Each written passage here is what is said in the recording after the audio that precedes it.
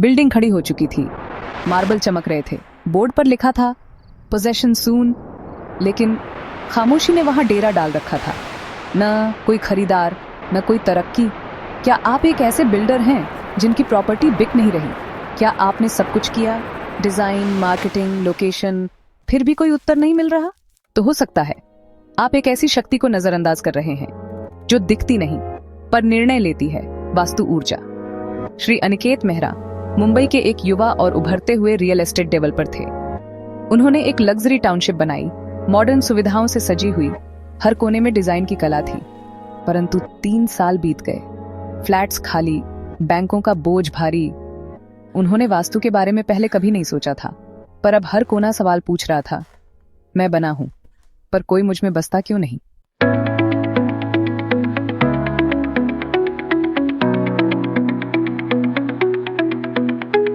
इस चैनल पर हम लामा-फेरा, वास्तु, ज्योतिष और अन्य पवित्र आध्यात्मिक विधाओं से जुड़ी अपनी अनुभूतियां और ज्ञान साझा करते हैं। यह सभी जानकारी केवल शैक्षणिक एवं आध्यात्मिक उद्देश्यों के लिए दी जा रही है। यदि आप इसे अपने जीवन में अपनाना चाहते हैं तो कृपया पहले संपूर्ण प्रशिक्षण और उचित मार्गदर्शन के साथ इसे सीखें। हम कभी भी चिकित्सकीय, मानसिक, कानूनी या वित्तीय सलाह को बंद करने की अनुशंसा नहीं करते। यह उपचार पद्धतियां केवल पूरक साधन है, मुख्य उपचार का विकल्प नहीं। हर व्यक्ति के अनुभव और परिणाम भिन्न हो सकते हैं। यह उनके कर्म, ऊर्जा और आंतरिक ग्रहणशीलता पर निर्भर करता है। हम किसी प्रकार की अंधश्रद्धा का प्रचार नहीं करते।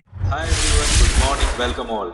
वास्तुशास्त्र एक बहुत ही हॉट टॉपिक है। सब लोग आज इतना सारा मटेरियल है आपके पास, सब कुछ देख रहे हो, होशियार हो गए हो, सब नॉलेज आ गया है वास्तु को लेकर के। अब होता क्या है कि जब आप कोई प्रॉपर्टी परचेज करने जाते हो तब आप ये सब चीज़ें देखने बैठते हो, बट मैंने कई बार बोल दिया है ये चीज़ कि 100% वास्तु बेस्ड घर बनाना पॉसिबल ही नहीं है, क्योंकि बहुत सारे ऐसे नॉर्म्स है जिसको फॉलो करना पड़ेगा और वो उस हिसाब से पॉसिबल है नहीं। तो यहाँ पर दिक्कत आती है रियल एस्टेट मार्केट को, बिल्डर्स को, क्योंकि लोग ये सब देखने लगे हैं। और ये सच है कि झूठ है, सही है, गलत है, ये आज लोग नहीं देख रहे हैं, बस वो अप्लाई करने लगे हैं कि किसी ने बता दिया 30 सेकंड्स की रील्स के अंदर कि ये होगा तो ये हो जाएगा, बस उसको अप्लाई कर देते हैं। तो आज के इस वीडियो में कुछ टेक्निकल पैरामीटर्स कंस्ट्रक्शन के और वास्तु के मैं बता रहा हूँ जो आपके लिए बहुत ही इम्पोर्टेंट होंगे।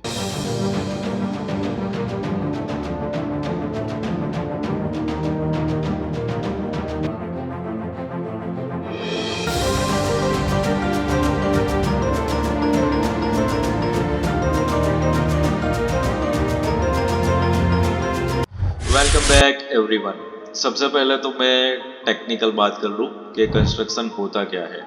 कई सारे वास्तु कंसल्टेंट्स आर्किटेक्ट्स को या कंसल्टेंट्स को तो गिनती में नहीं ले रहे हैं, ऐसी बात कर रहे हैं जैसे वास्तुशास्त्री ही सर्वस्व हो गया। तो वास्तु कंसल्टेंट्स को पता भी है कि कंस्ट्रक्शन है क्या, कैसे होता है, क्या प्रोसेसिंग है।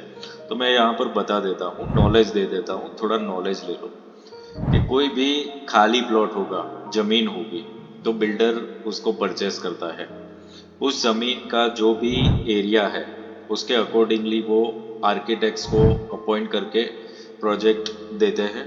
आर्किटेक्ट्स क्या करते हैं कि सबसे पहले तो जो भी सिटी है उसकी जो लोकल अथॉरिटीज़ है उसके हिसाब से उसके जो रूल्स रेगुलेशंस बाइलॉज है कि कितना आपको मार्जिन छोड़ना है प्लॉट में, कितना कंस्ट्रक्शन करोगे, कितना एफएसआई मिलेगा, ग्राउंड कवरेज, पार्किंग कितना छोड़ना है, हाइट कितनी मिलेगी, बहुत सारा है।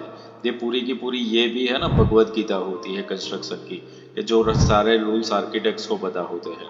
उसके अकॉर्डिंगली एक ढांचा तैयार होता है, तो प्लानिंग बनता है, इतने टावर्स बनेंगे, इतने बंगलोज या विलास बनेंगे, तो वो चीज़ होगी।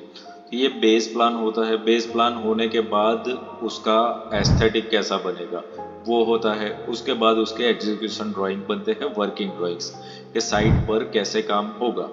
और इसके बाद स्ट्रक्चर इंजीनियर का भी रोल प्ले आता है, पैरेलल सब चलते हैं। स्ट्रक्चर इंजीनियर क्या करते हैं कि जो भी लैंड है उस लैंड का एक टेस्ट करवाते हैं और सॉइल बेरिंग कैपेसिटी उसकी क्या है वो देखा जाता है। और उसके बाद डिसाइड होता है कि इस जमीन के ऊपर कौन सा स्ट्रक्चर यूज होगा, यानी फ्रेम स्ट्रक्चर होगा, लोड बेरिंग होगा, पाइल फाउंडेशन करना पड़ेगा अकॉर्डिंग टू दैट लैंड। वो जो सॉइल बेरिंग कैपेसिटी है वो डिसाइड करना पड़ता है। सो ये सब टेक्निकल चीज़ें होती है। उसके बाद जब बिल्डिंग बन जाता है, बन जाता है in the sense paper work हो जाता है, तब आपको और भी बहुत सारे कंसल्टेंट्स ऐड करने पड़ते हैं। एक बिल्डिंग जब बनता है अकॉर्डिंग टू बिल्डर्स जो भी उनका बेसिक है वो हिसाब से कंसल्टेंट्स अपॉइंट करते हैं। अगर हाई एंड लेवल पर है कोई प्रोजेक्ट तो उसमें 30 से 40 कंसल्टेंट्स हो जाते हैं अलग अलग चीज़ों के।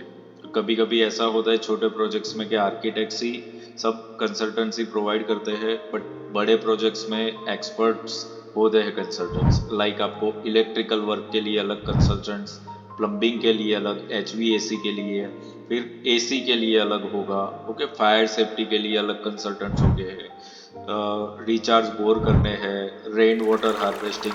तो बहुत सारी चीज़ें आती है बिल्डिंग के अंदर कंस्ट्रक्शन में। तो उसका सबसे पहले तो पेपर वर्क होता है। कंस्ट्रक्शन चालू होने से पहले ये सारा प्रोसेस 6-8 महीने से लेके 1 साल तक भी चलता सकता है। It depends on the project capacity. तो ये सब सारा पेपर वर्क करने के बाद बिल्डर उसको कंस्ट्रक्शन चालू करता है।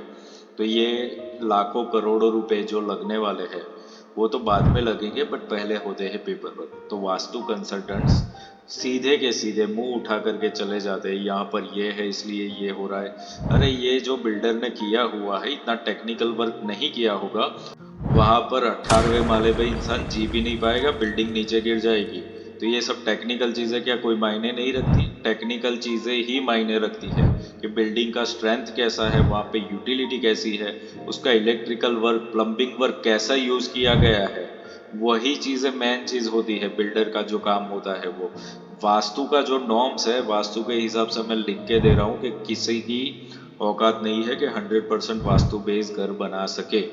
फ्लैट्स में तो पॉसिबल ही नहीं है। और जो लोग यहाँ पर वास्तु कंसल्टेंट्स इतना सारा गाइडलाइंस दे रहे हैं, इतना सारा रेमेडीज दे रहे हैं, वो लोग अपने खुद के घर के वीडियोस यहाँ पर पोस्ट करो और बताओ लोगों को कि अपने खुद ने वास्तु बेस्ड घर बना दिए हैं, आपके खुद के घर में आपने ये सब चीज़ें बनाई है। उसके बाद बात करो। मैं बात करता हूँ वास्तु के साथ लामा फेरा की। तो मेरे घर में, मेरे खुद के घर की बात करूँ तो नॉर्थ ईस्ट में किचन है, साउथ ईस्ट में टॉयलेट है।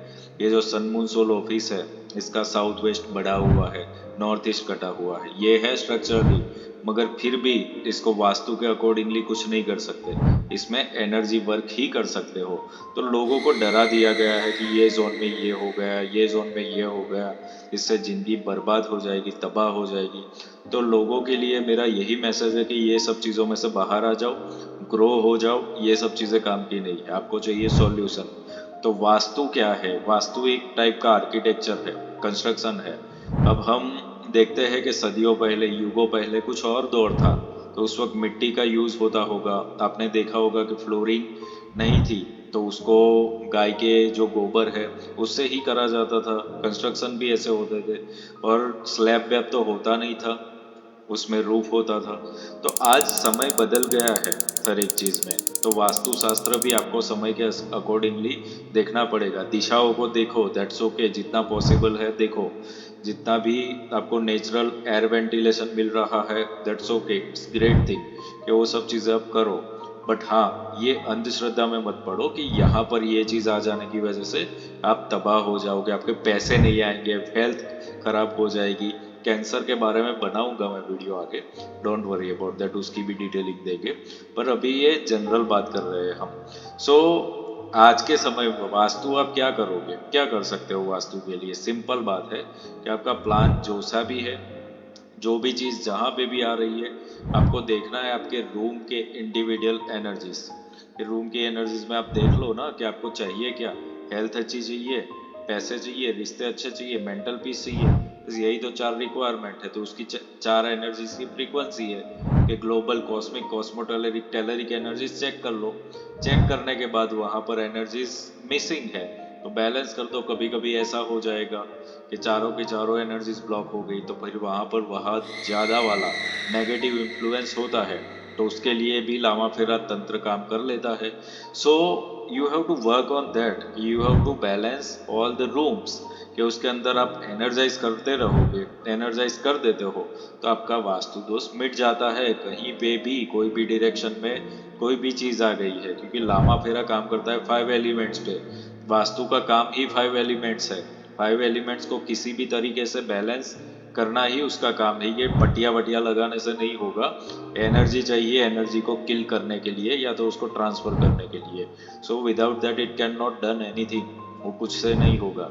तो थोड़ा सा ग्रो अप हो जाओ, आप जब भी कोई भी प्रॉपर्टी परचेस करने जा रहे हो तो आपको टेक्निकली देखना है कि बिल्डर ने कंस्ट्रक्शन कैसा किया, क्वालिटी कैसी है, ये सब आपके देखने लायक है। वास्तु देखो, बेसिक देख लो, एंट्री देख लो, टॉयलेट्स देख लो, पर ये सब चीज़ें पॉसिबल नहीं होगी एक फ्लैट के अंदर। तो आप लेकर के उसके बाद एनर्जी बैलेंस कर सकते हो। अगर आपने ऑलरेडी ले लिया है तो भी आपके पास तो कोई चारा है नहीं अब, क्योंकि आप कंस्ट्रक्शन में कुछ भी रिमोल्ड कर ही नहीं सकते हो अब, जब जो चीज़ बन गई है तो उसको रेमेडी आपको करनी है, और रेमेडी आपको चाहिए भी। तो रेमेडी सही करो ना। सही रेमेडीज क्या है? एनर्जी बैलेंसिंग, और वो लामा फेरा करता है। लामा फेरा में देर आर पावरफुल टूल्स के जो जहाँ पे जो एलिमेंट चाहिए, आपको वाटर चाहिए तो वहाँ पर वाटर एस्टेब्लिश करता है, फायर चाहिए वहाँ पे फायर एस्टेब्लिश करेगा, आकाश तत्व को वो चार्ज कर सकता है। लामा फेरा कैन डू एनीथिंग। तो कई सारे प्रोजेक्ट्स हमने देखे और यही सिस्टम से होते हैं। अगर बड़ी इंडस्ट्री हो तो उसके अंदर भी ये क्राइटेरिया आ जाता है, क्योंकि 100% वास्तु बेस आप हर चीज़ों को रख ही नहीं सकते हो, ये पॉसिबल ही नहीं है। और अगर आप रखने जाओगे भी तो भी क्या होगा एट द एंड, कि लैंड की एनर्जी क्या है वो भी तो देखना पड़ेगा ना। लैंड की एनर्जी अगर सही नहीं है तो आप कोई भी कंस्ट्रक्शन कर लिया वास्तु बेस तो काम का है ही नहीं। तो ये सारी की सारी चीज़ें आपको देखनी पड़ेगी, उसके बाद ही सॉल्यूशन होगा। तो मेरे हिसाब से वास्तु का जो बेस्ट सॉल्यूशन है वो रियल एस्टेट के लिए भी है, और आप इंडिविजुअल है तो आपके लिए भी वो है एनर्जीज को बैलेंस करना। और ये कंसल्टेंसी आपको लेनी ही पड़ेगी, आपको जानना पड़ेगा। और ये हवा में बातें नहीं होती है, कभी भी हम जा कर के ऐसे नहीं करते कि कहीं गए और बोलने लगे, हमें कोई आत्माएं हमारे अंदर नहीं आ जाती कि हम बोलने लगते हैं कि यहाँ पर ये है। हमारे पास कुछ टूल्स है तो उससे मेज़र करते हैं और फिर रिपोर्ट बनाते हैं, लिख के देते हैं कि यहाँ पर क्या क्या चीज़ें हैं, और ये अगर रिपेयर नहीं होती तो फ्यूचर में क्या क्या हो सकता है। जैसे मेडिकल आप फुल बॉडी चेकअप कराते हो तो डॉक्टर्स आपको बताते हैं कि ये विटामिन की डेफिशिएंसी है, तो कहाँ पे कुछ इन्फेक्शन है। It is report only. अगर उसका इलाज नहीं करते हो तो वो बढ़ने वाला है। That's it, that is the common sense.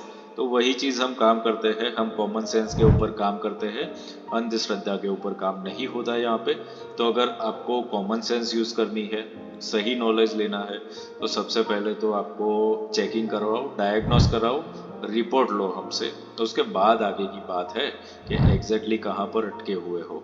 बाकी आपकी मर्जी है, फ्री में मिल रहा है यहाँ पर बहुत कुछ रेमेडी लोग दे रहे हो, लगा लगा के देख लो, पर्दे बदलो, कलर बदलो, वॉलपेपर बदलो, पेंटिंग्स लगाओ, सब कुछ जो करना है करके देख लो। 2 साल 5 साल फिर वहीं के वहीं खड़े हो तो फिर आना लामा फिरा के पास, तो तब होगा आपका इलाज। या तो अब कर लो या तो 5 साल बाद आ जाना।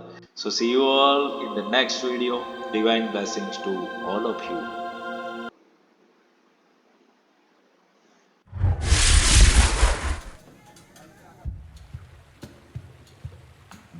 क्या आप अपने जीवन में शांति, समृद्धि और रिश्तों में मिठास चाहते हैं? क्या आप तनाव, कर्ज या किसी नकारात्मक ऊर्जा से परेशान हैं?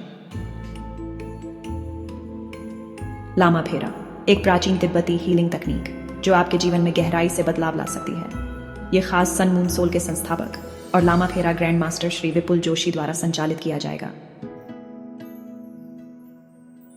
इससे आप कर सकते हैं घर की वास्तु ऊर्जा को ठीक, जिससे शांति और समृद्धि आए, गहरे कनेक्शन और रिश्तों की समस्याओं को ठीक, अपने जीवन से काले जादू और नकारात्मक ऊर्जा का सफाया, कर्मिक मुद्दों का समाधान जिससे मानसिक शांति मिले, और अपना स्वास्थ्य, ख्याति और आर्थिक स्थिति मजबूत करें। लामा फेरा आपके लिए सिर्फ एक हीलिंग पद्धति नहीं है, यह आपको एक नया स्किल सिखाकर दूसरों की मदद करने और आर्थिक रूप से आत्मनिर्भर बनने का मौका भी देता है। सीखें, प्रैक्टिस करें और दूसरों को ठीक करने के साथ खुद की भी तरक्की करें। सोच रहे हैं कि क्या ये आपके लिए सही है? क्या पता यही वो मौका हो जो आपकी जिंदगी बदल दे। आप इसे गंवाना चाहेंगे? और अब खास आपके लिए फ्री चक्र वर्कशॉप का मौका। इस वर्कशॉप में आपको पूरी डिटेल मिलेगी जिससे आप अपनी ऊर्जा संतुलित कर सकें। अधिक जानकारी के लिए कमेंट बॉक्स में यस लिखें। यह वर्कशॉप लामा फेरा ग्रैंड मास्टर श्री विपुल जोशी द्वारा संचालित की जाएगी। अपने घर, रिश्ते और जीवन को बदलने का पहला कदम उठाएं। शांति, समृद्धि और सफलता